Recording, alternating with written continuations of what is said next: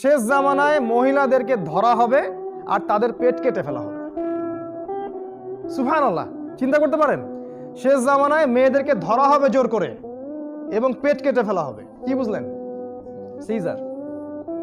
Caesar আজকে থেকে 30 বছর আগে এত সিজার ছিল, এরপরেও কিছু মানুষের হজম হয় না, যেটা শেষ জামানা। একটা হাদিস পড়লাম সেদিন, মানে আমার কাছে মনে হচ্ছে আমি যেন রাসূল সাল্লাল্লাহু আলাইহি ওয়াসাল্লামের মুখ থেকে হাদিসটা শুনছি।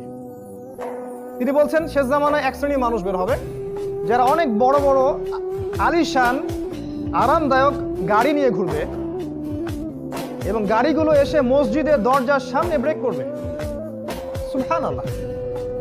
তিনি বলছেন তারপরে গাড়ি খুলে ওই গাড়ির মালিকের স্ত্রীটা বেরিয়ে আসবে, যে স্ত্রীদের গায়ে এমন পরনে পোশাক থাকবে যেগুলো পরা না পরা একই কথা।